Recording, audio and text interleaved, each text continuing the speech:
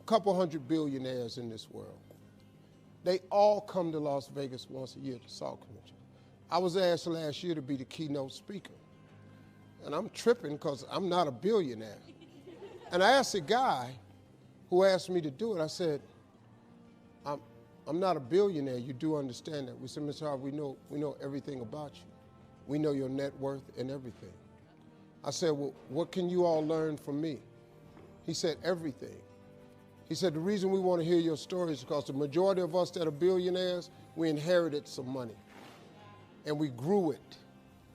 A couple of us inherited $1 billion, we automatically. Some of us inherited 300 million, and we turned it into $1 billion. You come from nothing. What we want to know is how you got to where you are after coming from nothing. I grew up on a block, man, that it didn't breed success. A lot of people on our block ain't here no more, man. I grew up in a place, man, that was you had to be something else, you come up out of there. Prayer changes things. How did you live in a car for 3 years and wind up on more TV shows than anybody? How did you survive flunking out of school? How did you survive all of that?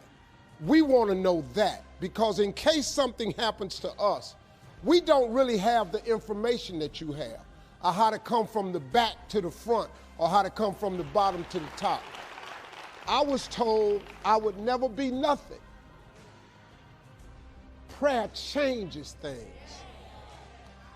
I flunked out of school. Prayer changes things. I'm on my third marriage, lost everything I've owned twice. I've been homeless and lived in a car for 3 years. Prayer changes things. And so when I was telling them how I made it, I was telling them about the fortitude that I developed. And then I told them about the faith that I had. And that was really startling to them.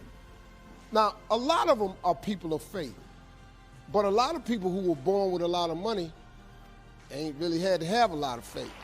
The cool thing about prayer is the one thing that's available to everybody at any given time. Do you know that God ain't ever too busy for you? You know that God actually knows who you are? You can be successful without an education. You can be successful without coming from a rich family. You can be successful, I don't care what color you are, what faith you belong to, your sexual preference, I don't care what's wrong with you. You can be successful.